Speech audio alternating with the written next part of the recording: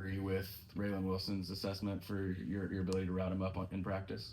Uh, I mean, it really makes it very difficult to route him up, but it's always a good competition, and going against him makes me better, makes all the other backs better too. So I get him sometimes, but he also gets me sometimes too.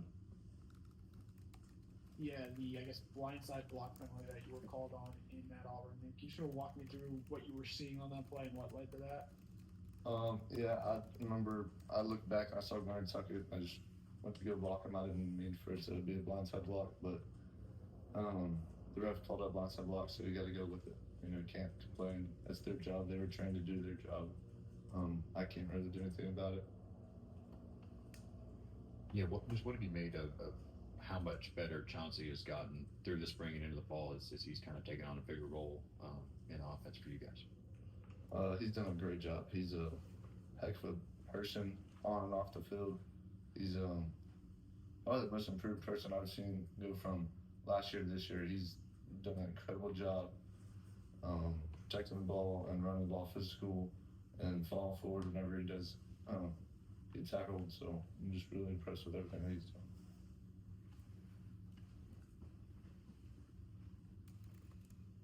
Yeah, what are some of the areas you've seen Gunnar Stockton improve over the course of the season?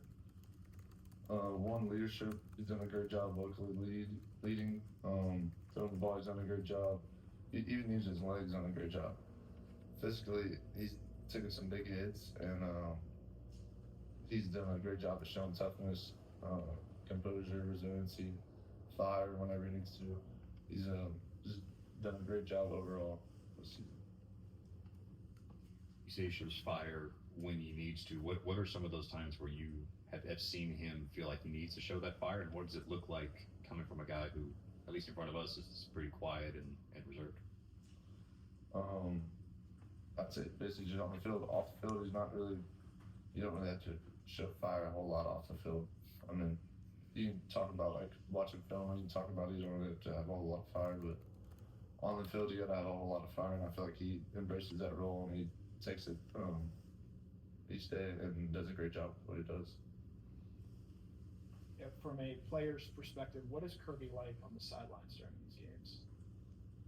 He gets a little intense sometimes, but he does a good job of keeping his composure and just being the best coach that he can be, trying to help us the best that he can be and put us in the best situation possible to win at all times.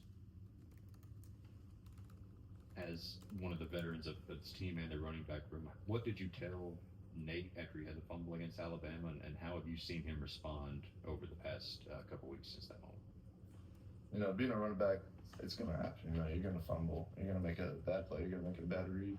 It happens. So you just got to have that next play mentality. You got to have composure to get to the next play. I mean, obviously, he doesn't want to fumble. Nobody wants to fumble. So you just got to keep your head up and keep on checking, keep on going. Yeah, the 4th-and-1 play against Alabama obviously drew a lot of criticism. What did you make of that play? And then the next week you bounced back with a red zone touchdown in a similar situation. So for you personally, just how did you sort of navigate, especially because I'm sure you saw a lot of criticism of that play? Yeah, I saw a little bit. We're working on Ole Miss this week, but at the end of the day, I just got to keep my feet and have a better chance to win.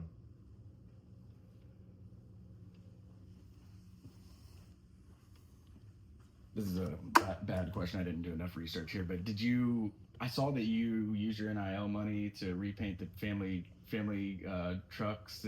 Tell me the story on that, and is that accurate? No, that's not accurate. Okay. No, that was the color we went with originally. Okay. So, but it was a Georgia Bears service. Yeah, I'm guessing you're not going to be doing the horns down in here again. Never. Never again. I'm trying to keep my hands ready. But what is the bond like with you guys on the team from Texas? You got you, Michael Uni, Justin and Joseph went to the same high school. What's the bond like with you guys playing college football? Obviously, pretty far from home. We always look out for each other, which I think the entire team we do a great job with the connection. Make sure everybody's good mentally and physically. But I think Texas was we make sure everybody's all good, and just watch out for each other.